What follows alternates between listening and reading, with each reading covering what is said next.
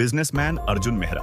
यह जानकर हैरान रह गया कि उसकी पत्नी प्रिया 3 दिन की नवजात बेटी को लेकर घर छोड़कर चली गई है और उसके पीछे कुछ काले कपड़े पहने लोग भी थे।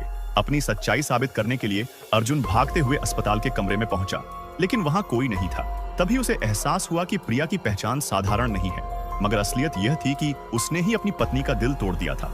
3 दिन पहले जब प्रिया की डिलीवरी के समय हालत गंभीर हो गई थी और परिवार के हस्ताक्षर जरूरी थे, तब उसके पास कोई भी नहीं था। मजबूरी में उसने अपनी सास शारदा जी को फोन किया, मगर उन्होंने कह दिया कि पूरा परिवार छोटी बेटी अनन्या के कॉन्सर्ट में व्यस्त है। यहाँ तक कि प्रिया का अपना बेटा भी फोन काटने की जिद करने लगा।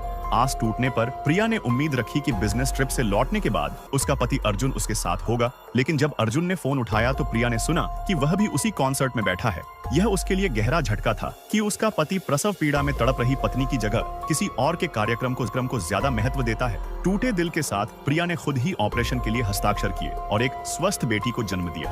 प्रिया को याद आया कि 6 साल से वह एक ऐसे आदमी के लिए बलिदान कर रही थी जिसने कभी उससे सच में प्यार ही नहीं किया। उसी वक्त उसने अर्जुन को संदेश भेजा, अर्जुन मेहरा, हम तलाक ले रहे हैं। बेटा तुम्हारे पास रहेगा बेटी, मेरे पास आज के बाद हमारा कोई रिश्ता नहीं रहेगा। इसके बाद प्रिया ने अपने गुरु को फोन कर प्रयोगशाला में वापसी की अनुमति मांगी और खुद से वादा किया कि अब वह कभी परिवार के लिए अपना करियर और जीवन कुर्बान नहीं करेगी और अपनी बेटी को बेहतरीन जीवन देगी। उधर अनन्या का कॉन्सर्ट खत्म हुआ और सब जश्न मनाने की बात कर रहे थे कि तभी अर्जुन को अस्पताल से फोन आया कि प्रिया ने बच्ची को जन्म दिया है। वह सबको लेकर तुरंत अस्पताल पहुंचा।